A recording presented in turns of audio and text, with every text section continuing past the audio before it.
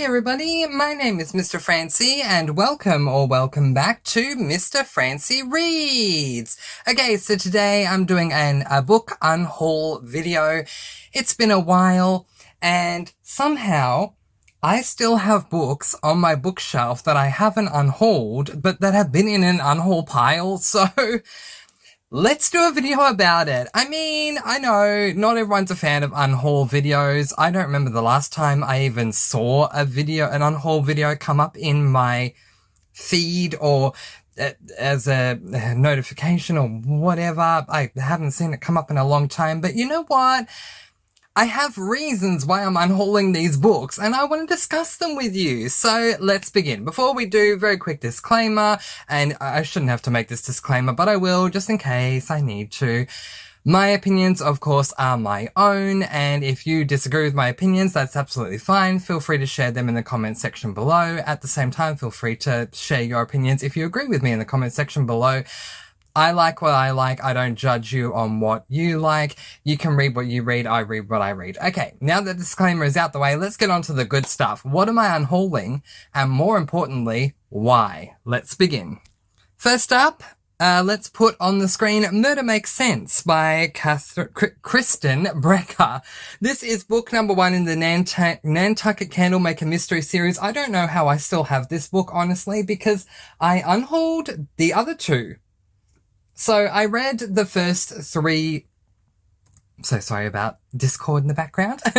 I read all 3 books in the Nantucket Candlemaker Mystery Series, and it just became this running joke for me, which was it's called the Nantucket Candlemaker Mystery Series, and I would refer to it as the Nantucket Candlemaker Where Not So Much Candle Making Happens series, and that is the biggest part of what let me down. I got through the series because I was committed to my SAS list, but I went into this cozy mystery series because I wanted to see a cozy mystery series with candle making. The first offense being this first book in the series, there was like nothing that went on with candle making. It was literally set in a candle store and that was it. It was just a backdrop, but there was no candle making that occurred. There is candle making that occurs in the second book and in the third book, but nowhere near as much as I wanted. And I don't know why I still have book 1 when I've already unhauled books 2 and 3. So, goodbye. Next up, A Crime of Poison by Nancy Haddock. I believe this is book number 3. I'm just going to confirm that. Okay, yep, confirmed. This is book number 3 in the Silver Six Crafting Mystery Series by Nancy Haddock. So, the Candlemaker Mystery Series that I was showing you book 1 up before, Murder Makes Sense, my star ratings went down. I think it was, I don't know, like, I don't really remember what it was, but I think it was 4, 3, 2 or something, 4 stars, 3 stars, 2 stars, something like that. But in this particular series, and now I know why I still have book 3, in this particular series, I gave book 1, that is Silver Six, A Crime of Poison being book number 3 in this series. I gave book 1 3 stars, book 2 4 stars, and this book 3, no. I didn't. No, I didn't. I gave, book 1 2 stars, book 2 3 stars, and this book 4 stars. So if there was a 4th book, it probably would have received 5. It got better and better as it went along.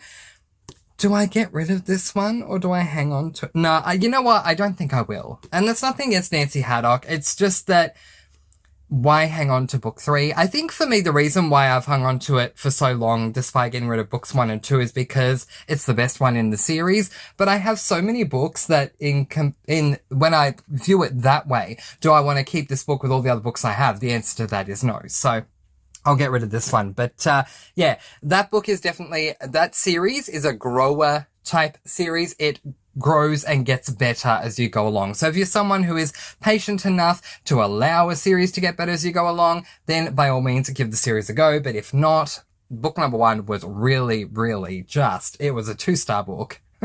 It's lucky that it got 2 stars. Let's move on. A Crafty Crime by Erin Scott. This is book 1 in the Stony Brook Mystery Series. It just wasn't for me. So originally, I had this book on my February TBR for last year. I was doing a cozy mystery readathon thing. I had a bingo board with prompts called Cozy It Up with Mr. Francy, and I thought that this book was going to fit one of the prompts. Then I found out no, it wasn't going to fit that prompt, so I shelved it, and then I picked it up again later on in the year, and I DNF'd it. I just didn't enjoy it. It just wasn't for me. And, you know, that happens. Sometimes there are series that people absolutely love that work for them that don't work for me. And there are series that I absolutely love that other people can't stand either. So this is just one of them that just wasn't for me. So goodbye to that one as well. Now, the majority of my books in this unhaul video are not cozies. It's just the first three just happen to be. So the next one is not a cozy. Let's put it up on the screen. It is Shopaholic Abroad by Sophie Kinsella. I am really surprised as well that I still have this one, given that I unhauled book number 1, and I don't know why. You're hearing a live reaction from Mr. Francy here thinking, why the heck do I have book number 2 when I unhauled book number 1 and I never read book number 2?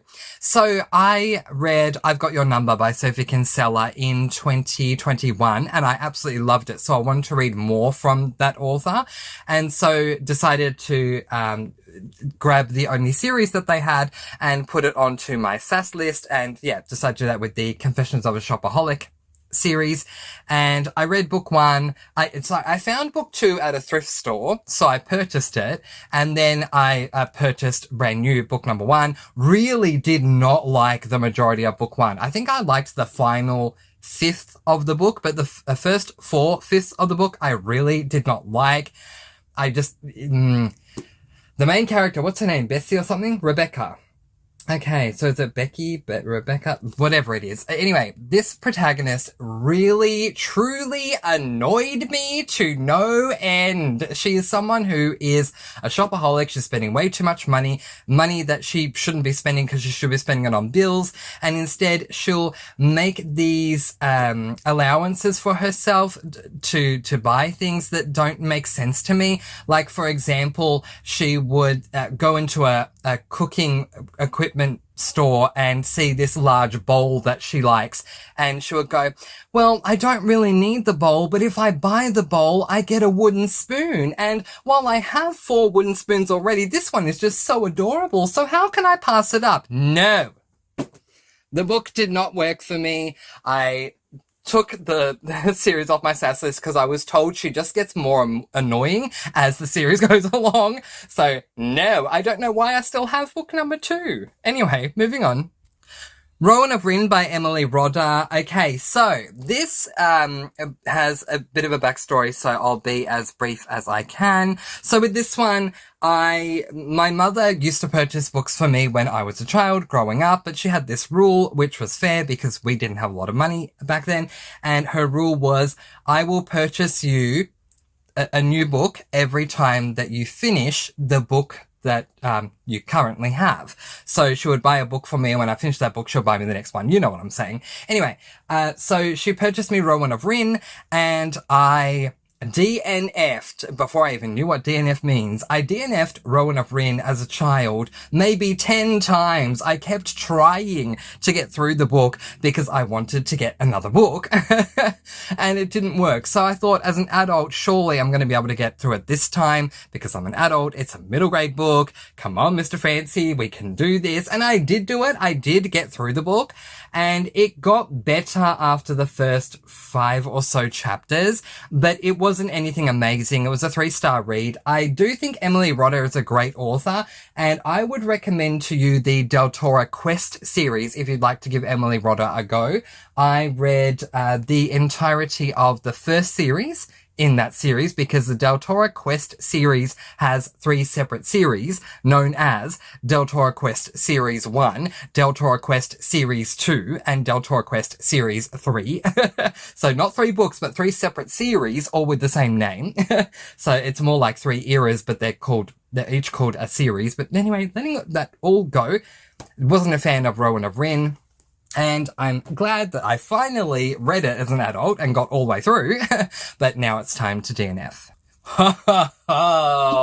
let's put The Afterlife of Holly Chase by Cynthia Hand up on the screen. Okay, this sounded so amazing. I remember watching Haley in Bookland discuss some Christmas books. This was many years ago. I think it was like 2 years ago, 2.5 years ago, something like that. I don't know. And she was discussing this particular book, The Afterlife of Holly Chase, which is kind of like an Ebenezer Scrooge from A Christmas Carol retelling about this teenager who was also visited by the ghost of Christmas past, Christmas present, and Christmas future. But unlike Ebenezer Scrooge, she did not turn her life around. When she died, she was forced to become part of the Scrooge Project and take over the role of one of the angels. I do not remember which one she became, if she was present or past or future. I don't remember which one she was, but she had to become one of them. And that premise alone sounded really intriguing for me. If that intrigues you, please do pick up the book. But honestly, the premise to me sounds so much more amazing than the book really was. I had multiple issues. Okay, so my big issue with this one, I just had a look at my review to keep things transparent because I read it. When the heck did I read this? December 15 in 2021. Oh, really? Okay, there you go. Was the lack of world building. So Holly ends up taking the role of the Ghost of Christmas Past. We only see her do her job once, which, yes, even reading that now, if I'd known that, that would have annoyed me because I would think it would be all about her being the Ghost of Christmas Past, and we see it many times, but we only see it once. And also, apparently things used to be done differently back in the day, but in this particular case she's doing things differently. What annoyed me is that we didn't get to see what would happen in the past. We didn't get to either see that play out. We didn't get enough information about that either. The whole thing just let me down. The premise sounded amazing. It just failed for me in execution. But if you thought those were interesting, let's place my dear Mr. Brando Sando up on the screen with this book, Alcatraz versus the Evil Librarians. This is a middle grade fantasy, and let me tell you why this book let me down, considering how much I love my dear Mr. Brando Sando. Okay. I do. I absolutely love my dear Mr. Brando Sando, but I've come to realize that his middle grade books are just not at all for me. This book broke the fourth wall in every single chapter, and it annoyed the heck out of me. It also came across as incredibly immature. I thought the magic system was okay, but I didn't find it thrilling, where with all of his adult books, I do find the magic system incredibly intriguing. His character work, the characters themselves and the way that they are around each other. There's a lot of found families and stuff that goes on in his adult works that I love the camaraderie of, as well as, I say, the fantasy side of it and the magic systems and everything else. But in this book, it was so immature. The fourth wall was broken so many times, and it seriously let me down. I purchased the hardcover of this book, as I did with The Afterlife of Cynthia Hand. And it lets me down even more when I purchase the hardcover, because if I'm spending more money to purchase a brand new hardcover edition, I know I'm taking a risk. You never know what you're going to get with a book, but I feel like I am strongly enough convinced that I'm going to enjoy the book, and that's why I'm investing more money. And yet we have two hardcovers in a row that I am unhauling. I was just thinking, you know, a better way to use the word unhaul is getting rid of, because they just incredibly let me down. So please don't let the Alcatraz versus the Evil Librarians, if you've read it or if you've heard what I've just said now, please don't let that tarnish you considering picking up Brandon Sanderson, because honestly, his works are so much better than his middle grade stuff, but Alcatraz and the Evil Librarians just really let me down. Alright, let's put two books up on the screen. Furthermore by Tahara Murphy and Witchwood by Tahara Murphy. Okay. It's time to say goodbye to both of them. Alright. Furthermore is a book that I've been wanting to read for 3 years. I have been on this channel for just over 3 years, technically about 3 years and nearly 2 months. But for 3 years, I've been wanting to read Furthermore, and just never had the opportunity to do it. Finally did recently. I think it was in January or February, one of the two. And oh my gosh, it let me down so much that after 3 or 4 chapters, I DNF'd. I found our character, whose name is Alice. I found Alice to be incredibly immature, but also at the same time incredibly cruel and unnecessarily immature and cruel. And that, both of those things are just a major turn off for me when it comes to reading. Not every middle grade book has to, nor does it, have an immature protagonist. And that just, no, you don't need an immature protagonist. If anything, why can't we have I don't know. I don't know what I'm going to say, because I was going to say, why can't we have every single protagonist in a middle grade book or series be more mature than that so that they are relatable? But then again, middle grade books are targeted to a middle grade audience, and not all middle grade readers are mature themselves, and so you need to have characters that are going to relate to them. So I understand that, but just in my opinion, I found her way too immature as an adult. Maybe I would have preferred this book if I was reading it as a child, but I don't know. Even as a child, I didn't like reading immature characters, and especially ones that are cruel with no need to be. Witchwood, unfortunately, is just, by proxy, being DNF'd, because I did not like book 1, which is furthermore, book 2 needs to get DNF'd as well. It's just the way it is. So I feel bad. I feel extremely bad for Witchwood, because Witchwood did absolutely nothing wrong to me. I haven't even read it yet, but just, by default, because it is book 2, if I'm unhauling book 1, I might as well unhaul book 2, unless for some reason, if you're book 3 and you're a crime or poison and I hang on to you despite the fact that I got rid of books 1 and 2, which I still don't understand. But anyway, that's those two. Fires of Vengeance, The Fires of Vengeance by Evan Winter. Let's put that up on the screen. Okay, I am keeping book 1, The Rage of Dragons, but let me tell you, okay, I gave The Rage of Dragons 4 stars. I gave The Fires of Vengeance 3 stars. This is an adult fantasy series, and I thought it was okay. 4 stars is a great rating, and I loved The Rage of Dragons for what it was. I struggled to read it physically because there's a lot of Afrikaans terminology. The author is Afrikaans. And so I listened to it on audiobook, and then I finally listened to book number 2. However, if I'm going to be extremely honest, the reason I'm keeping The Rage of Dragons is because it is a tall and thick hardcover that acts as a, what's the word I'm searching for here? A book.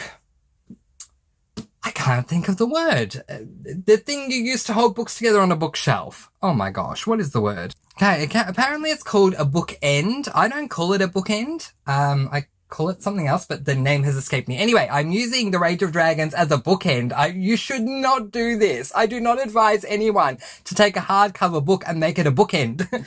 But it's worked for me because it is a heavy hardcover. But anyway, Fires of Vengeance did let me down. It just, wasn't doing what I wanted it to do. I loved book 1. Book 1 it's a revenge or vengeance story. Well, Fires of Vengeance. There you go for book 2. A revenge/vengeance story. No, it's not vengeance. Now, sorry, I'm so sorry. It is a revenge book, book 1. So, book 1 is a revenge story. Something happens to Tao, who is our main character, and he wants to plot revenge, but the only way to get his revenge is to move up in ranks, and the only way to move up in ranks is to do a certain something that will assist him in round by round to get up to that high enough level to be able to enact the revenge that he wants to enact. I really enjoyed the entire process of book number 1, and as I say, I gave it 4 stars. But book number 2, it just wasn't working for me anymore. Anyway, I'm DNFing it. I'm sure I've over-explained that now. Okay, there you go. And finally, boom, the tallest book that I own. Dracula by Bram Stoker. This is an adult classic, and I do not remember what I gave this. Probably 2 stars, maybe 3.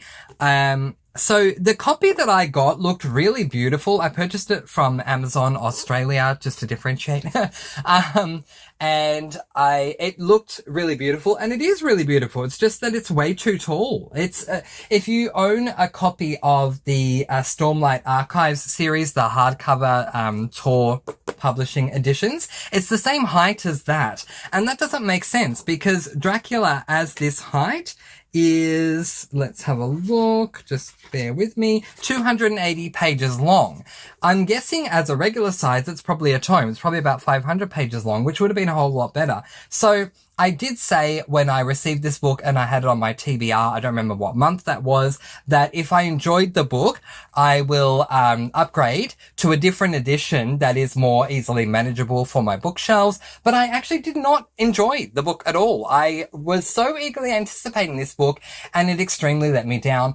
I am someone who can definitely read vampire books. I mean, it's Dracula. If you didn't know that there's vampire in Dracula, then I'm sorry that I spoiled it for you. But I'm sure a lot of people know by now, it's a classic book, that Dracula involves a vampire, at least at some point in the book. There was not enough vampire stuff that did happen. During the scenes that involved a vampire, I loved them a lot, but any time that we were doing stuff without a vampire, which was a lot of the book, I did not enjoy this at all. So it wasn't what I wanted it to be, but also separating myself from what I wanted it to be and looking at it for the book it was, I didn't enjoy it anyway. So yeah, I'm just gonna unhaul the book and not upgrade it. But there we go. That's a number of books. 1, 2, 3, 4, 5, 6, 7, 8, 9, 10, 11. 11 books that I'm unhauling. I hope you enjoyed this unhaul video. I don't do them often, so if you like unhaul videos, let me know and I might do more in the future, but I hope I made this at least a little bit exciting by giving you some reasons, some passionate reasons why I am unhauling all of these books. But in the meantime, that is where I am going to leave it, letting you all go with peace, blessings, and so much love. Please do be kind and love one another and spread your sparkling energy all throughout the world. If you get a chance today, take a moment to think of one thing that you did to help someone else.